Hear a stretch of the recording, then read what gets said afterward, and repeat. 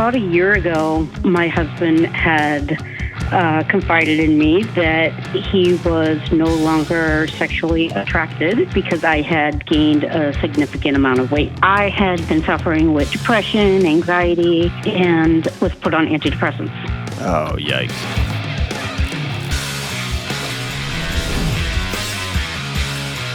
What up? What's going on? This is John with the Dr. John Delony Show.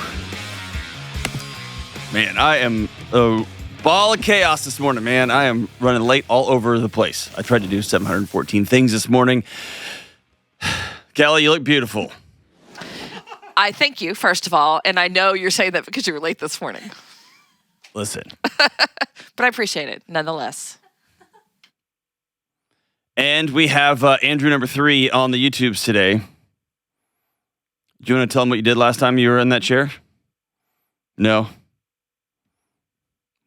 If that's where we're going, then you have to tell every time you mess something up. Let's go to Atlanta and talk to Lynn. Hey, Lynn, what's going on, man?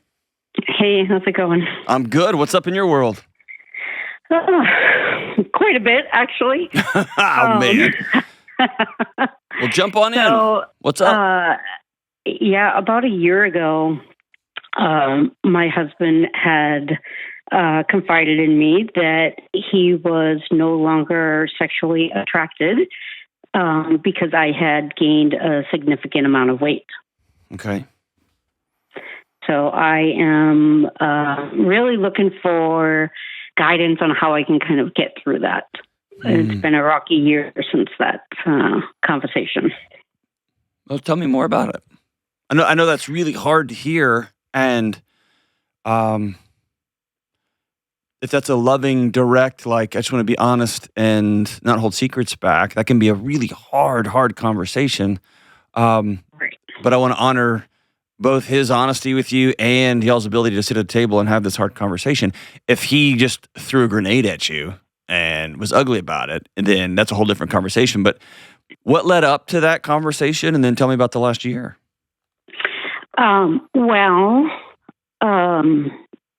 I had been suffering with some depression, anxiety, so I sought out some help and was put on antidepressants. Oh, yikes. And that had started the weight gain. So before then, I'd typically been pretty good shape, very active and whatnot. But we both kind of noticed, like, hey, the weight gain is like coming on a little bit quicker, and as active as I am, I can't get it off. Did the meds kill your libido too? Yeah, a little bit, yeah. But so shortly, like after that, I was, seeking more counseling and whatnot. Finally got to a place where I'm like, you know what, I really need to love myself for who I am, for how I am at this time in my life. It's a season. We'll get through it, blah, blah, blah. So I came home one day and I'm like, sit down with him. And I'm like, you know what? I really need to love myself for who I am. It's not about how much I look, what I look like, or what size I am. Like this, we will get over it. And he just looked at me and said, I'm sorry, but I can't. Like, this is not attractive to me. And so take me back to that moment when you had that conversation. Here's what it sounds like. It sounds like a collision of both people, however hard or messy it is, both people sitting down there telling the truth. Yeah, it was devastating to hear. What was it devastating about him putting on the table, hey, things have changed physically between us? Or was it devastating that you said, hey, I'm struggling, I'm going to be in a season, and I want you by my side? And he said, nah, I'm not doing that. A little bit of both, but it almost felt like, had you been lying to me up until this point? Like, are you just faking it? And that's what I can't get over. Okay, so take me back to the last year. A lot of distance. We did have conversations, and exactly like what you said, he was like, it's really hard for me to say this to you, but I need to be honest, and, we need to have those hard conversations as much as you don't want to hear those. But I just feel like maybe there could have been a different approach. And it felt really like a punch in the gut when it was, hey, you know what? I just came back from this counseling session. I feel good about where I'm at. And he's like, yeah, no, sorry. Have you honored him with that same level of honesty you just gave me? Yes. Okay. Because here's the deal. We're a year past, and I'm more interested in in listening and hearing about where you are right now, y'all two, and the plans you and he have for moving forward. Because what's been said has been said, and going back to that punch in the gut moment, going back and going back. It's just you're on a treadmill, you're on a loop. Yeah, and that's pretty much what it's been. We just try and avoid having the conversation again. Okay. One part of the conversation we have is like, hey, look, I know how much it hurt you for you to hear me say these things,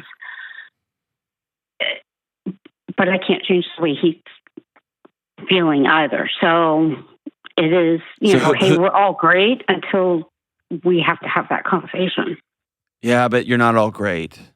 Because conflict deferred is conflict amplified. This is building inside of you like a demon. And I wasn't at the table, and I know this can be hard to hear on either side. I know there's men listening to this going, oh my gosh, he said it. And I know there's women listening to this conversation going, I can't believe he said it. And it's not just men and women in this conversation, because I've taken equally amount, if not more, of the roles being reversed here, right? The challenge here is somebody has to break the dance. Right. Because he's got a demon growing in him, which is, I tried to tell the truth. I was trying to be encouraging. And I promise you, his focus on you've gained weight, so I'm not sexually attracted to you, is bigger than a number on a scale. I promise you. I'd be willing to bet money he feels like he's lost his wife, and he is looking in his toolkit on how to reconnect with her. And most men, most of the time, only have one path towards connection, and that's sex. Right. So he keeps, and most men, that's their. I was gonna say dipstick. That's their dipstick. That's the way they check the engine to see how things are going in their relationship. And so he keeps opening his toolkit, and there's just that one hammer in there. That's it. And so I promise you, it's more than the numbers on a scale. But at the same time, and so he's like sitting there going, I'm trying to be honest. I'm trying to tell you I miss you. I don't know where you've been. I don't know what's up. And then then you're on the other side of this thing. Right. See what I'm saying? And so somebody, and you've heard me say this is exactly what I mean. Somebody has to turn the lights on and turn the music off, because y'all are pretending that everything's okay.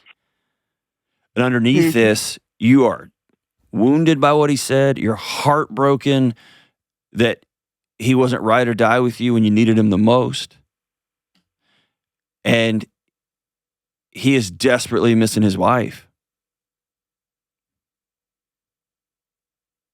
Or maybe he's just a terrible person, but I'm trying to give him the benefit of the doubt here. What do you think? You think he's a scumbag? Is he a bad dude? We've been married for 25 years. You tell me. You know him way more than I do. Yeah. No, he's a great guy, but like I said, this is I just can't seem to get past it. Okay. So what's your next move? I don't know.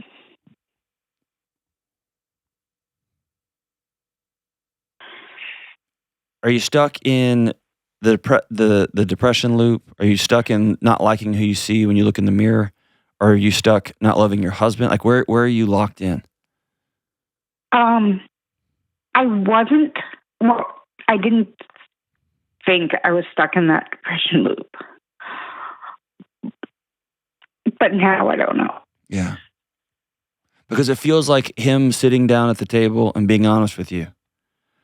It feels like that year ago conversation is as fresh right now as it was back then. Yep. Okay. I'm going to tell you the most important thing is to head right in the middle of that hurt and to stop going around it. Have you told him that he broke your heart? Oh, yeah. Okay. Have you told him thank you for being honest with me? Yeah. Okay.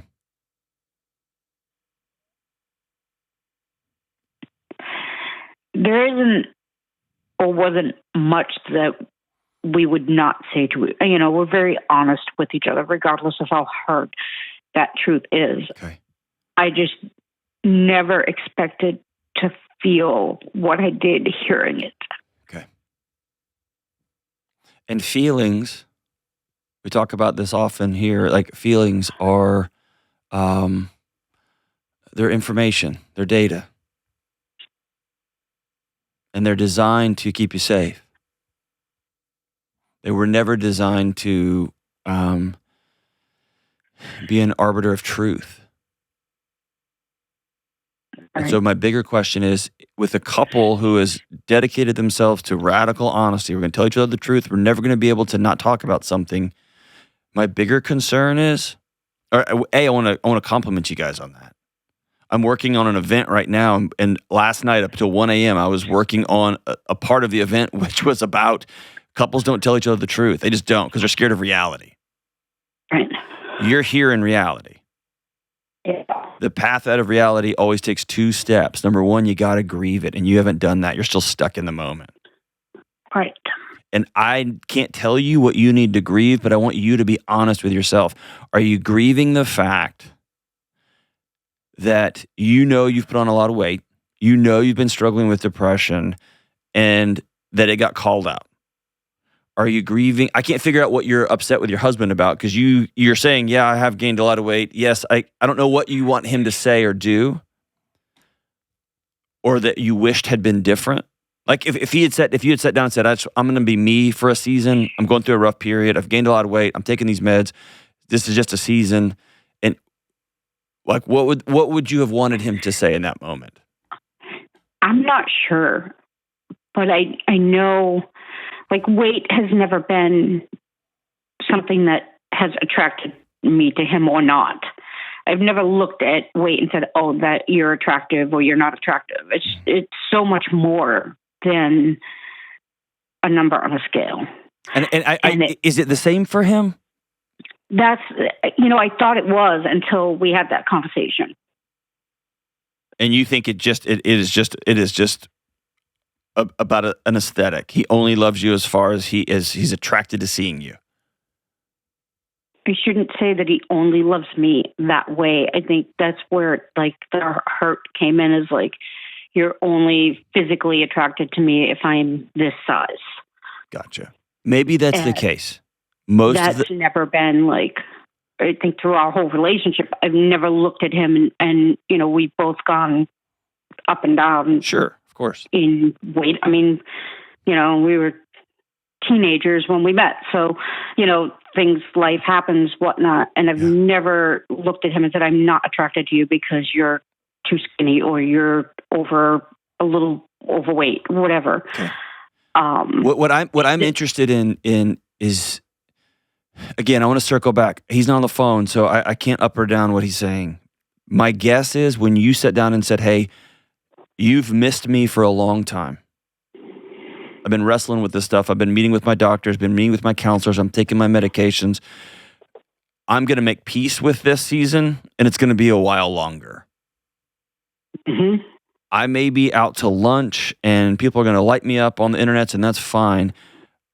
I'm willing to bet after a quarter century, him saying, well, I'm just not attracted to you because of the weight gain, was a awful, terrible way of saying, I've missed my wife for the last 2 years, and I can't miss you for another year. Right.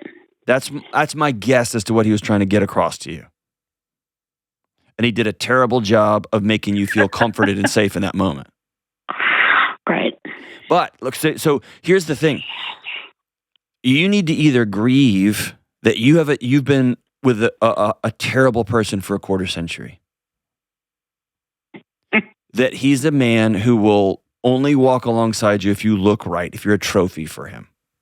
Right. And if that's the case, I hate that for you.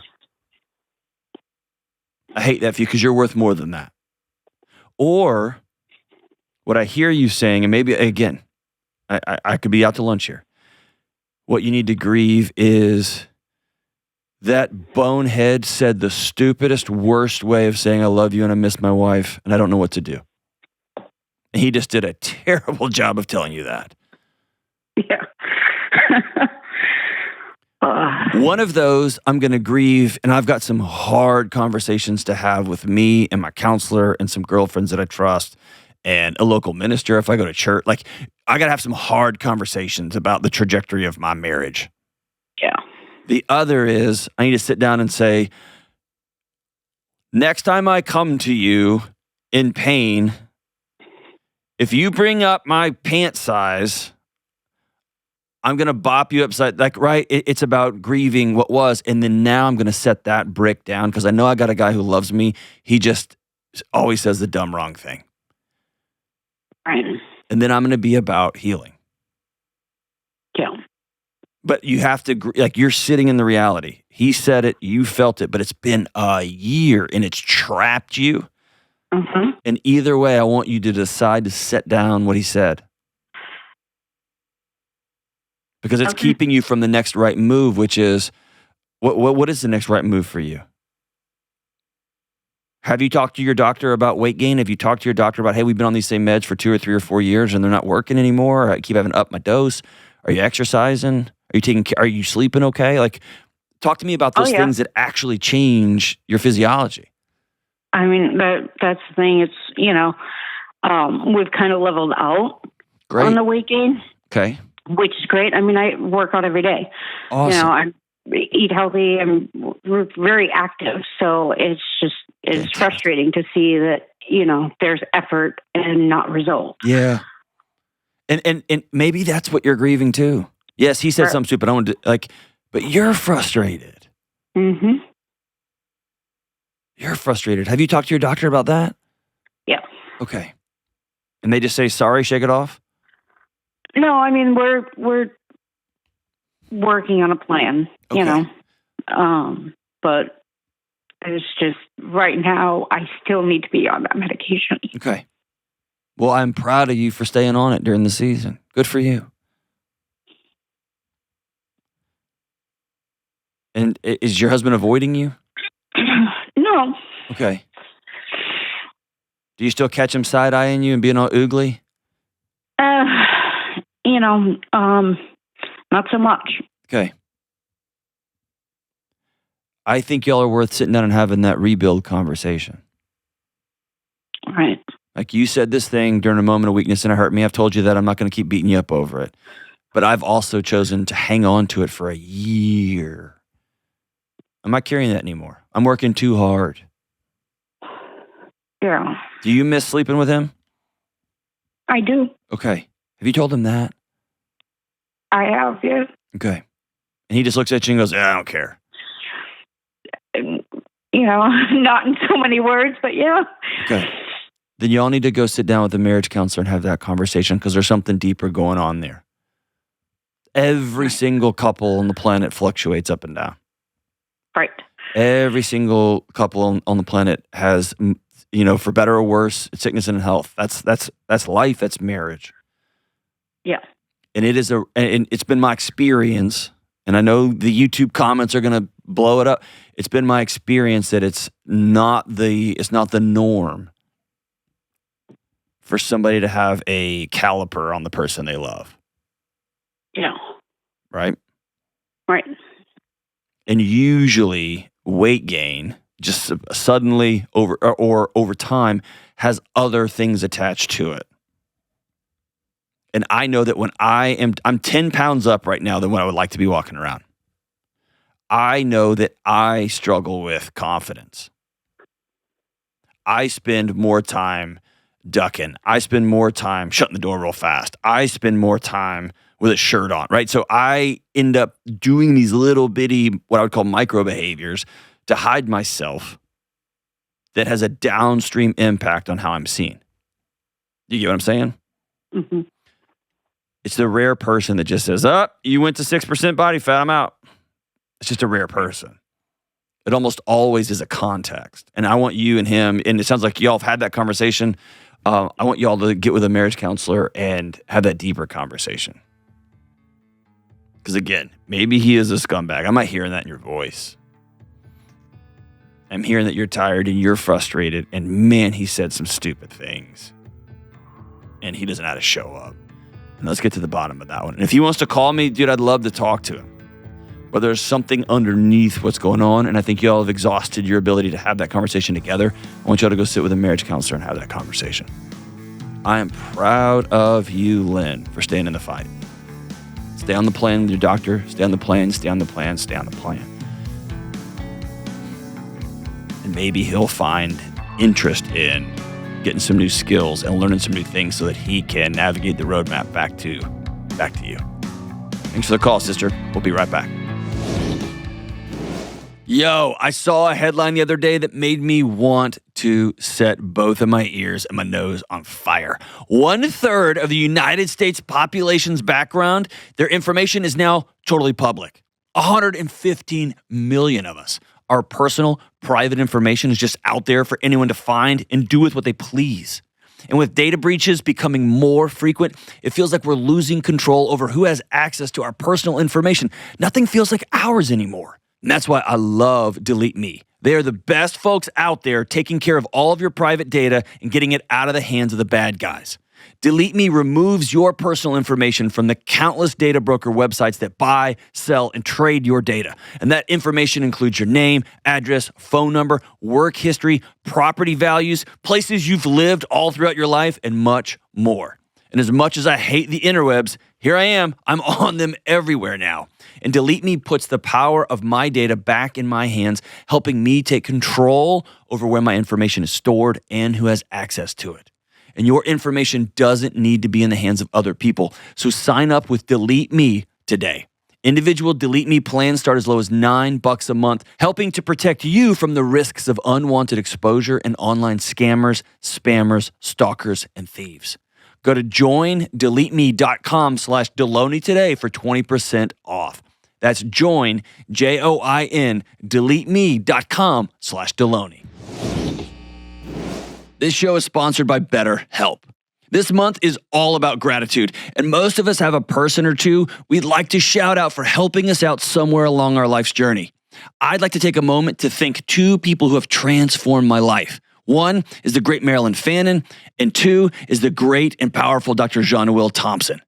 Marilyn gave me a chance when no one should have. She brought me along and taught me poise and professionalism, and she challenged me when I needed help. And Jean-Noel taught me how to be a dad, a husband, a professional, and how to balance the seemingly impossible weight of caring for a whole bunch of people all at the same time. Big time thanks to Marilyn and Jean-Noel. And for all you listeners, I know you have people in your own life that you're grateful for, and hopefully you stop and thank them. But there's one person that we often don't take time to thank enough: ourselves. We don't always acknowledge that we're surviving or moving forward. We're grinding towards a better life, better relationships, and a better world. And in a world where everything's gone bonkers, this isn't easy. So here's my reminder to thank the people in your life, including you. And sometimes we need more than just a thank you. We need some professional and personal help. We need to talk to someone who is trained to help us discover true gratitude for ourselves and others, especially during the holiday seasons. That's why I recommend my friends at BetterHelp. BetterHelp is 100% online therapy. You can talk with your therapist anytime, so it's convenient for your schedule. Just fill out a short online survey to get matched with a licensed therapist. Plus, you can switch therapists at any time for no extra cost. This holiday season, let the gratitude flow with BetterHelp. Visit BetterHelp.com/Delony.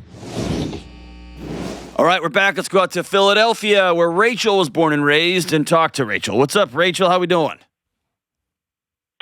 Hi, John. Thanks for taking my call. Of course. What's up? Well, I'm really nervous. I just want to say I'm really excited to be talking to you. Well, I'm excited to be talking to you. Yeah, I mean, out of everyone on the Ramsey network, I wanted to talk to you in particular because I just really like your show. So well, I thank appreciate you so that. much. Thank you so much. What's up? Well, I am just ready to pack up my bags and move away. So there's a lot of things that have been going on in my life in the past few years, and I've just been trying to figure it out. I really need an outside opinion. All right, jump in. I don't. Cannonball all the way in. Just cannonball. What's been going on? So, a few years ago, honestly, it's right when COVID started happening, because that's when things kind of started to spiral out of control. I was in my first year of college. I was just figuring everything out. I dropped out of college right at the beginning, or not in the beginning. I sort of toward the middle of my second semester of college. Dropped out. Everyone else seemed to stay in college and, just work through it, but I just couldn't do it. Okay. COVID was just a little bit too hard for me. Okay. I didn't have the strength to. It's all good. But, Keep going. So you dropped out of college. I worked a part-time job for a year. I realized I was a loser.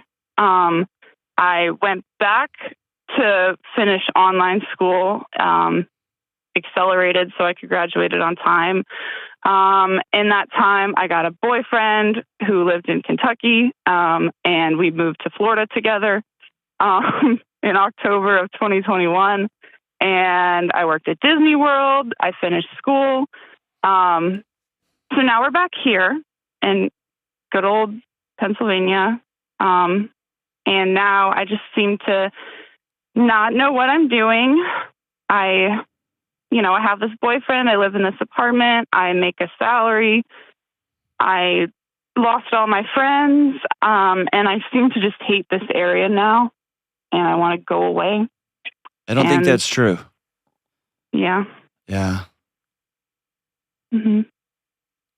I really have so much tied to this area of things that have happened here, and I've not really loved the people.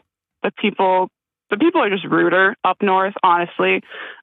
After living in Florida and visiting Kentucky a bunch of times, I'm just y'all are so much nicer down in the South. So yeah, but it's because everybody's carrying guns, so you kind of have to be. But here's the thing. You're right. There's geographical differences, and everybody's different.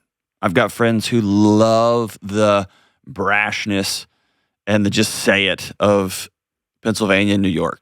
And I've got people who love the, oh, well, isn't that sweet of, East Tennessee. Everybody's all over the place. That's all good. You don't like you. Why? I don't know. I see people. Hold on, stop. Who No. cares about other people? I don't care about other people. I don't care about social media. I don't care what you're seeing. But you've developed this story about yourself. Why? Because I haven't figured it out yet. I haven't either. My God, I'm in my mid-40s and I'm a YouTuber now. I don't know. You know what I mean? Yeah. No, I do. Where's the story coming from? I've tried figuring it out so many times. I look at myself in the mirror. I look at myself physically and as a person, and I look at the things that have happened around me in my life, and I look at what I feel is right and what I feel is wrong. I feel very alone, and I've had a lot of people leave me in my life. Okay. And I don't know why. I'm going to tell you right now why. Mm-hmm. Because they had stuff going on with them. Mm-hmm. People who were important to you left you because they had stuff going on with them. Mm-hmm. Exhale into that. Because moms and dads aren't supposed to leave their kids, and brothers and sisters aren't supposed to leave their siblings, and ride or die friends. Yes, you grow up, and yes, you grow apart, and all that kind of stuff. Mm-hmm. But if somebody just walks away with you, who is supposed to stay, there's probably something going on in their life. Yeah, I mean, I feel very confident in my boyfriend. That's like the only one person I feel confident I don't. in. Hey, at here's the this weird thing. I don't moment. care about him. I care about you feeling No. confident in you. Yeah. How old are you? I'm 23. Yeah. This is the sucky season when your friends from high school and a couple of friends from college, when they go get oogie relationships or they get that job across the country, or you find out like, oh, you think that's cool? You're a wine bar person? Oh, geez. Or like, oh, you golf a lot? Right? Or like, you got 4 cats? Like, you just find out about people. And 23, you just start changing relationships, and it's a bummer. It's heartbreaking. That I'm most interested in why you have looked at the change in your life, why you looked at your response to a global shutdown. You're not a loser for dropping out of college. You know how I know? Because millions of people took a break. They moved. They changed careers. They said, not right now. Yeah. But like when life drops a brick in your arms, you just keep taking that brick instead of carrying it for a bit. Pandemics are hard. Dropping out of college is hard. Having a plan is hard. Moving across the country is hard. Moving back to your hometown, is even more hard, right? All those things are hard, but you're choosing to take those bricks and put them in a backpack and collect them and keep them as though it's a reflection of you. Right. What do you want? I What do you want to do? No, let me. You know what? I'm going to rephrase that question. It's too loaded. Who do you want to be, Rachel? Paint me a picture of who you want to be. I eventually want to be a person who can just have a sense of peace and serenity. Okay, Matt, be very specific about what that looks like, because if you chase a feeling, you're going to end up on opiates. That's how you're going to get your sense of serenity. Because you think making $1 million, you think a loving relationship, you think a home, you think these things out there are going to feel a certain way, and they never do. And that's the big lie. Mm-hmm. What we want is peace from the inside out, so that wherever you end up, you're whole there. Mm-hmm. And I know people who are teachers, who drive Corollas, who have a 3-bedroom, 2-bath house, and they are happy as a lark because that's the life they chose. Mm-hmm. I know people who earn $1 million a year and they can't breathe because they hate themselves. They're running and running and running and running. Yeah, I'm just tired of always, like you kind of said, hating myself. Yeah. And I'm tired of it, and I want to work on that feeling. And but here's the thing. Here's the path out of that feeling is reality, truth. And so, if your body said, "I got to get out of going to college right now," that was true. Mm-hmm. And if you jokingly are like, "Oh, such a loser, I dropped out of school," you can joke, fine, but the stories you tell yourself become your body's reality. Mm-hmm. Yeah. And so what's the next right move? Like, paint me a picture of you at 28 years old. Where are you living? Like, where specifically? As specific as you possibly can. 28 years old, 5 years from now, where are you living? Just from your gut. Don't stop being so rational. Just throw it out there. Where are you living? Probably in the middle of Colorado. Okay, you're in Colorado. Are you in a house, a condo, or in a van? I'm in a house. Okay, how big is your house? Like max 3 bedrooms. Awesome. So in the middle of Colorado, a 3-bedroom house is about $8 million, right? I mean, I'm just making it up. Okay, but look, are you with this guy or not? 100%. Has he finally gotten around to marrying you? No. Well, that's dumb. But okay. Well, we can talk about it. Well, but you should. You know, you lived in multiple states. It's time. Okay. Do you have any kids? No. Okay. Here's the deal. What are you doing for a living? What's your job? That's another thing right now. I work at an ice cream shop. Okay, but you keep taking part-time jobs and ice cream shop jobs. And then It's you beat yourself up for taking those jobs. Either make peace with that, you love it, or take steps towards another thing. Yeah, that's another part of the problem. Like I'm stuck. I'm working there full time, and they actually just gave me a decent raise. What's a decent raise? So now I make 66 a year. Okay. Which was up from 55. You make $66,000 a year at an ice cream shop? Yeah, bro. Half my team's about to leave. I run the whole thing. Half my team is just. The whole thing. Yeah. Okay. So here's the deal. Here's the thing. The great Irvin Yalom, he's the father of existential psychology. Him and Rollo May. Like, so he always said this, and I loved what he said because it's been a gift to me. This one sentence: everything is data. Mm. So you make $66,000 managing an ice cream shop in Philadelphia. Okay. Yeah. Everything's data. Here's what that means. That's a pretty good living for that job, right? Yeah. If you hate it, it's not a reflection of you. It's not because you're an ingrate and, oh my gosh, I'm the worst. It's data. I loved working at Burger King when I was a teenager. I loved it. I just did. Mm-hmm. I liked all the chaos, the laughter, the shenanigans, the guys like smoking weed in the parking lot. I just loved it all. I loved all of it. Okay? Yeah. And I also love being a dean of students. I also love being a professor. I love being a YouTuber. You know what I found out about myself? Everything's data. I kind of just like most of my jobs. Mm-hmm. There's a couple, though, that I hated.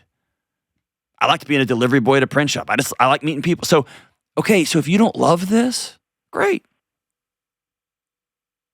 Cool. That's another reason I feel like I need to get out, because I feel like there's no more opportunity left here for me. No, you're trying to escape your own skin. Because you're going to move to Colorado and you're going to find it a scary thing. You went with you. Mm-hmm. If you pack up and move across the country, you're going to go with you. Yeah.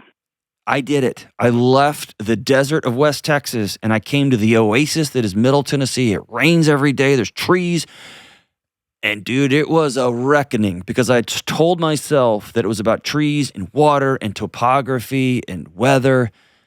And it was me.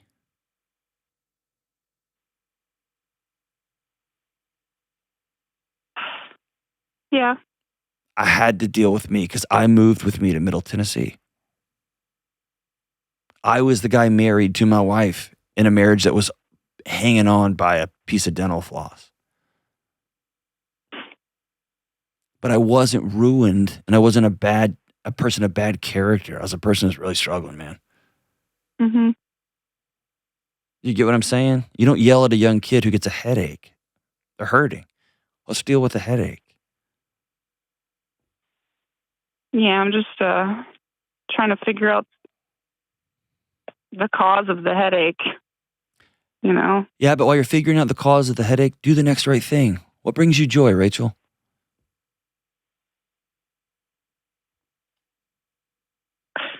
That I also don't really know. Okay. I still want to figure it out. If you don't have a few things that bring you joy right off the top of your head, I want you to go sit down with a counselor today.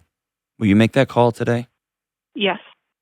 Because here's what that tells me. It tells me that you have a pair of glasses on how you're viewing the world, and unfortunately, those glasses have gotten dirty, or the glasses need a different prescription, and it's coloring how you see the world. I felt like I used to, but it just is going away, especially as I get older. That's it. Will you go talk to somebody? It could be any number of things. Mm-hmm. It could be your body trying to get your attention. It could be hormones. It could be levels in neurochemistry. It could be all kinds of things. Mm-hmm. But here's... I'm so emotional. I know. I think you're probably telling me the truth, and you probably haven't done that in a while. Not because you're lying, but because you don't think you're even worth having this hard conversation with. You think you should just be grateful for everything, and I should just be, and I should just be. And all these shoulds are burying you. Can I tell you what I see? Sure. Do you trust me not to lie to you? No, you don't know me. You can tell me the truth. Here's what I see from the outside. I see a young woman who's like really good at smiling when somebody comes into the ice cream shop. And I mean that both literally and figuratively. Mm-hmm. You're good at smiling and putting on a brave face for people. And growing up was hard for you. True or false? Yeah. Yeah. And you set out to prove people wrong, and a global pandemic like enveloped us all, and your body said, nah, I'm not doing that. And you thought it was because you're a bad person, but your body's been through enough over the first 18, 19 years of your life. And then you did a brave thing. You met some dumb boy, and you moved across the country, and then y'all moved again. And you finally are allowing yourself to believe you're worth being loved. And it feels like an electric fence because it feels so right and it burns because you're scared to death. That doesn't mean you're broken. That means your body's like, whoa, we know what love feels like. It hurts. And you're like, yeah, I know, but I trust this guy. And then you got another job and another job and you got another job. And then the owner of this ice cream shop says, I trust you with everything I have. And so here's what all this meta story tells me. You're real tough. And you're not scared of taking risks. And you're good at running a small business because the owner trusts you. And you're great with strangers. Like you have so many skills. Like, you see what I'm saying? I'm looking at this very rich 23-year-old. Yeah. Not rich financially. Like, let's be honest. Yeah. But rich personally. And the person who doesn't see it, even your knuckleheaded Kentucky boyfriend sees it. You don't see it. And that's okay. But I want you to go sit down with somebody where you can be honest about what happened to you when you were a kid. And you can let 9-year-old you and 14-year-old you stop fighting. And 23-year-old you can finally exhale. And that's just wiping those glasses clean or getting a whole new set of glasses so you can see the world for as beautiful as it is, despite the ugliness that's happened to you. And then you can decide, where do I want to go make my life? Mm-hmm. Do you get what I'm saying? Yeah. Yeah. No, you're right. And that, my you're sister, 100% right. Listen, that, my sister, is peace. And so here's the homework assignment. You have two. Number one, you're going to call a counselor in your local area before the day's over. You're going to call a counselor before the day's over and say, I'm ready to get well. And I got some hard stuff I got to say out loud. The second thing is I want you to write a love letter to 28-year-old you 5 years from now and tell her about the work you're about to start doing. You're not going to stop carrying family secrets, and you're going to stop carrying tragedy that happened to you and burying it. And you are going to write 28-year-old you a love letter about who you are starting to become today. So that in 5 years, that woman in Colorado will walk outside in one of the most beautiful places on planet Earth and laugh in the snow, laugh in the heat, laugh on your hike. I don't know what you're doing there. But you're loving your life. You write her a love letter. And then you're going to, tonight over dinner, you're going to tell that knuckleheaded boy it's time to marry you because you're worth being married to. I'm super grateful for the call, Rachel. I can't wait to see who you become. And if you want to be a gangster, write that letter to you, send it into Kelly, and I'll read it because I think that letter would help millions of people stuck right where you're stuck. We're all with you, Rachel. And I cannot wait to see what amazing move you make next. We'll be right back. All right, good folks, I want to tell you about Cozy Earth. The holidays are on us like a freight train, and these stores keep playing the little drummer boy over and over. Can we just be done with the parumpa-pum-pums? Listen, at this time of year, we need to create peaceful environments, especially a peaceful sleep environment. And I call mine my sleep sanctuary. And for me and my family, a big part of our sleep sanctuary includes bedding and bath linens and comfortable clothes from Cozy Earth. Listen, y'all know I love the sheets and I love the bath towels and all the good stuff there. But you don't know that Cozy Earth has amazing hoodies and crew neck t-shirts. They're called Cityscape hoodies and crew necks, and they come in men's and women's and kid sizes. I can't stop wearing them. And my wife loves Cozy Earth's long sleeve bamboo pajama set. They're so amazing. And just wait till you feel the Cozy Earth cuddle blanket. It's big, it's heavy, it's super soft. It just makes you go, ah. All of these things make incredible gifts during the holidays. And don't forget, Cozy Earth offers a 10-year warranty on all of their bedding. So amid the holiday chaos and the parumpa-pum-pums, you can create your own peaceful sanctuaries, your own peaceful sleep sanctuaries with Cozy Earth. Go to CozyEarth.com/Delony and use code Delony for an exclusive discount for up to 40% off. That's CozyEarth.com/Delony. And if you get a post-purchase survey, say that you heard about Cozy Earth on this podcast. All right, let's go out to Rockford, Illinois, and talk to Steven. What up, Steven? What's up, Dr. D? This just got real. What's up, man? Man, I've got a good one for you. All right. After like 9 years of some pretty intense therapy work, I'm finally ready to deal with something that's been on my plate for a while. Let's go. To have you along the way. All right. My question that I wrote in with was, should I let my father back into my life after he left about 10 years ago? And the story in as few sentences as I can muster it is he has bipolar 1. He's always been kind of someone that's been really... talking to him is a little like trying to hold on to water with my bare hands. He's always slipping through my fingers. And the week after my high school graduation, he told me he was moving, and I thought that was just another one of his plans. But he was serious, and he left with just a suitcase, just nothing, to another country where I had no contact with him. And the craziest thing, 2 years ago, I was driving to work, and I saw him waiting at a bus stop in my neighborhood. Coincidence of coincidences, and he's been sending me lots of texts, lots of calls for the past 2 years, just trying to reconnect. And I don't know what I want to do. I have no idea what I want to do. What's your gut tell you, man?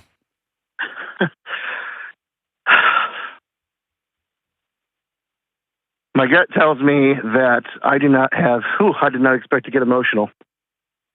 My gut tells me that there's a lot of chaos behind that door of letting them back in. I know that we're not going to dust off our catcher's mitts and play catch in the field, but there's a lot of chaos there. But he's my dad. Yeah. And I love him, even if he hasn't exactly deserved it. But I'm half him, and there's a lot just in adult life that I've had to navigate totally without that guidance, and I don't know if he's capable of giving it to me that way. I don't know. Okay, can I tell you what I just heard? Yeah. Whew, I'm going to do something I don't normally do, but I'm getting choked up. Can I just be honest with you? Please. If this goes sideways, I just need you to remember, I'm just some moron YouTuber on a podcast. Okay? Yeah. What you just walked me through, man, dude, I'm getting all choked up. Hold on a second. Both of us, man. We can both share that.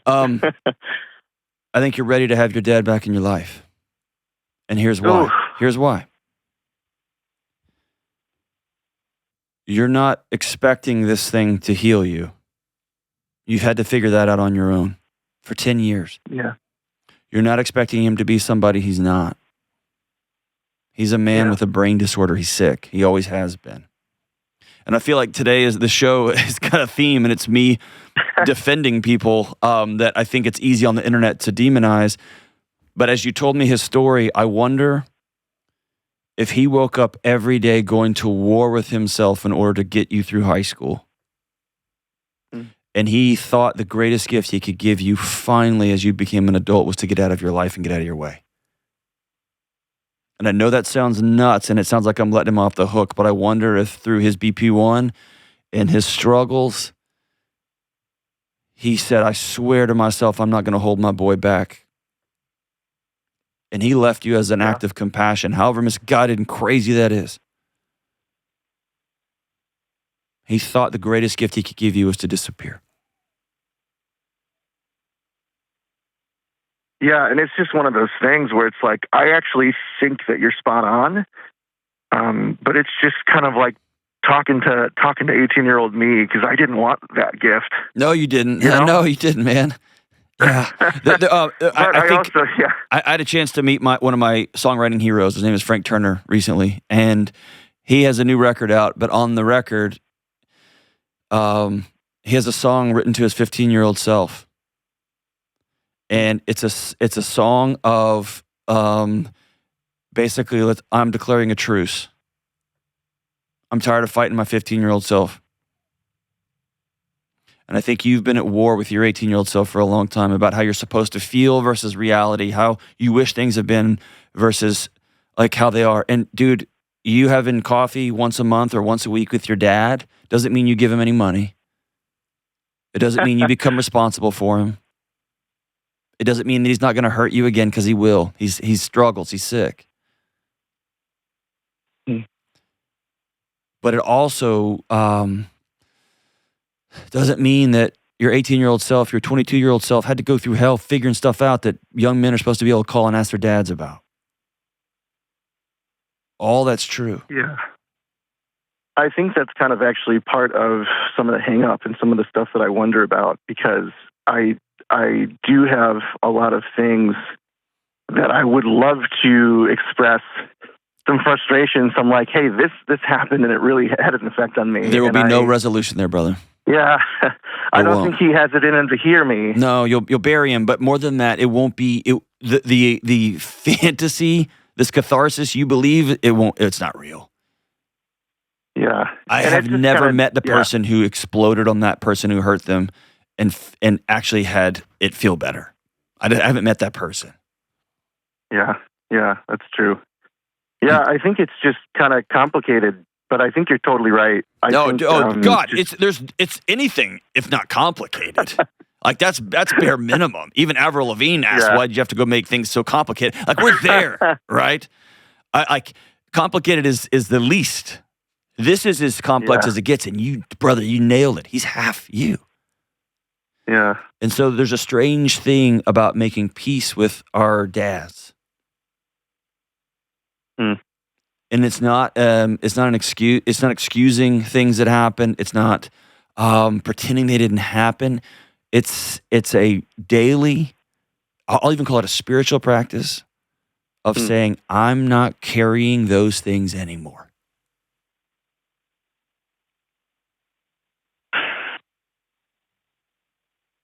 Yeah, that's good. That's real good. I think it was kind of just this moment where all the lights in the dashboard came on when I saw him and he came back. Bro, I can't even, that's like a movie. I can't even wrap my head around that.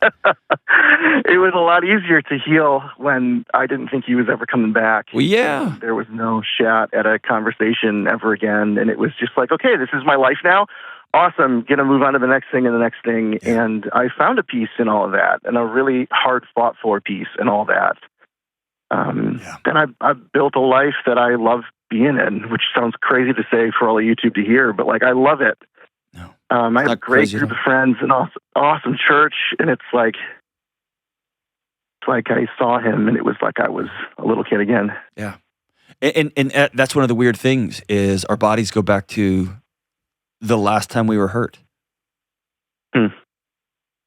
Like you see him at a bus stop, you are 9 again. Yeah. And he's on a manic, or he hasn't gotten out of bed in 4 weeks. And you're getting yourself ready for school, and you've got a sibling you're getting ready for school because that's what you had to do. And your body goes right back there. And part of the healing is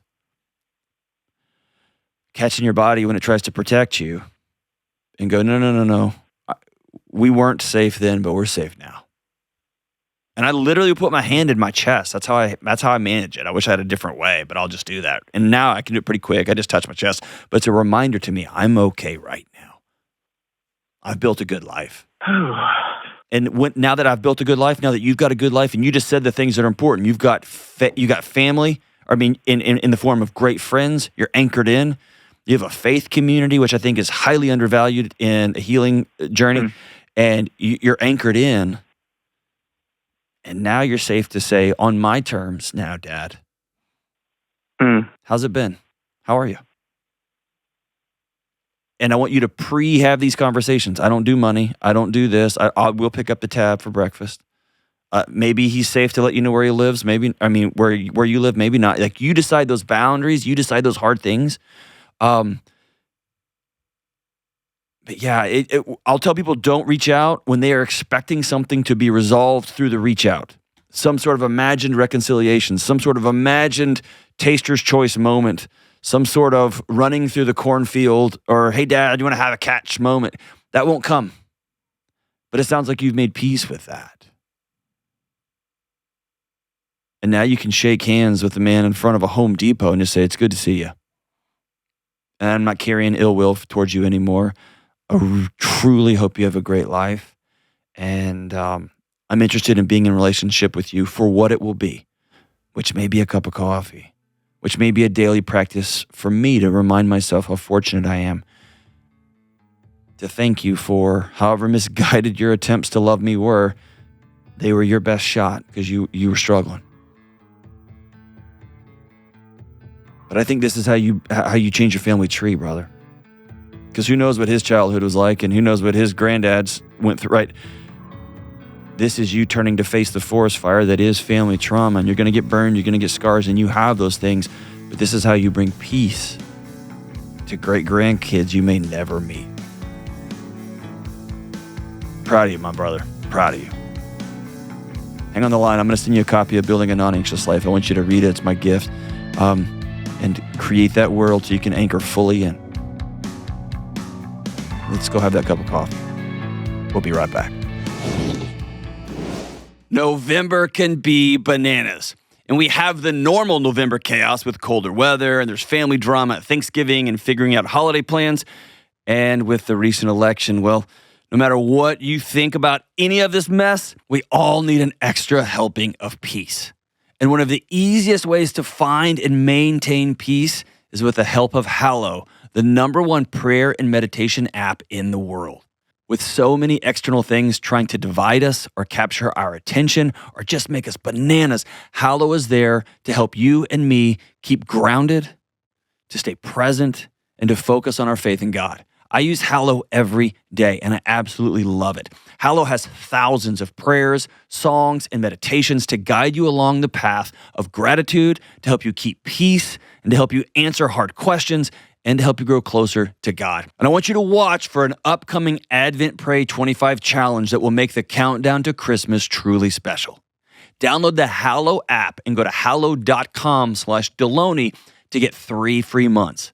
That's 3 free months of the Hallow app totally free at Hallow, HALLOW.com/Delony.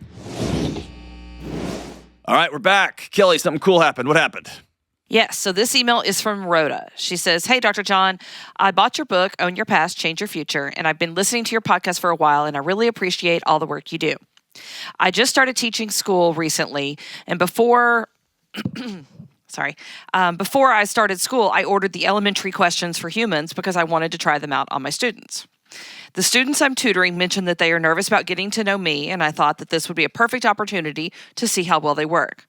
Turns out they absolutely love doing them, and they work amazing. They ask me now to do questions each day. That's awesome. Since then, I've ordered the high school deck, and they are super, super excited about it. Great conversation starters, great way to talk to kids. Thank you for all you do. Dude, that's awesome. Very cool. And all the questions for humans are out now. They are in the wild, especially the intimacy one. I'm just saying, Kelly ordered 6 of those. Kind of weird, but whatever.